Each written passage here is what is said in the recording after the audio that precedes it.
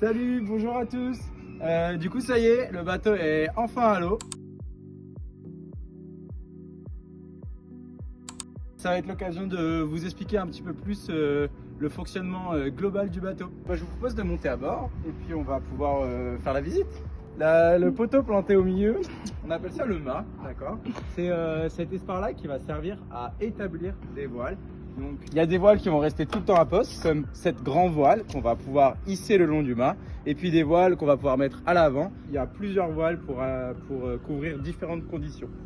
Nous voilà à l'arrière du bateau. C'est l'endroit où on va passer le plus de temps, d'accord.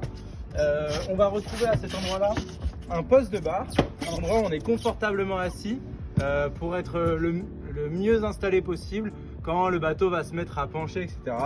Là, on a le stick, c'est la rallonge de barre qui va me permettre de diriger le bateau. Et en fait, on voit que installé ici, j'ai vraiment accès à énormément d'éléments du bateau qui sont vraiment à portée de main et je ne vais pas avoir besoin de bouger de cet espace. Ça, c'est vraiment l'endroit où on va passer 80% du temps, d'accord. Cette barre, elle est connectée à des petits gouvernails. Ils sont au nombre de 2. Un sur bâbord, le côté gauche du bateau, un sur tribord, le côté droit du bateau, c'est les mêmes. L'intérêt, c'est que quand le bateau va se mettre à pencher, il y aura toujours au moins un gouvernail qui sera dans l'eau. On va retrouver sur ces bateaux beaucoup d'électronique, notamment on a un pilote automatique, pareil, accessible de l'extérieur. Dans ce joli bateau, comme vous pouvez le voir, c'est relativement vide.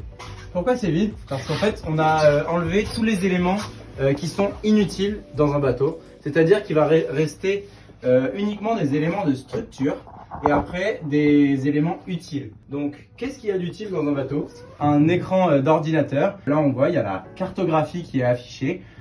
Donc c'est sur l'ordinateur qu'on va passer aussi pas mal de temps pour prévoir la trajectoire du bateau, surveiller les autres concurrents. On va pouvoir vraiment travailler toute notre stratégie sur l'ordinateur. Sinon, on a beaucoup d'éléments, ce qu'on appelle des bannettes et des toiles de matossage.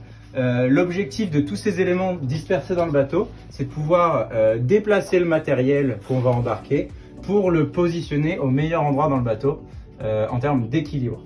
À l'avant, un élément de sécurité. Cette trappe, ça s'appelle une crash box. Elle est toujours fermée en navigation et en fait c'est encore un élément de sécurité. Si jamais le bateau tape, ça ne va pas inonder tout le bateau.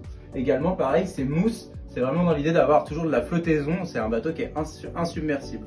Donc voilà, beaucoup d'éléments de sécurité, pas beaucoup d'éléments de confort et énormément de plaisir.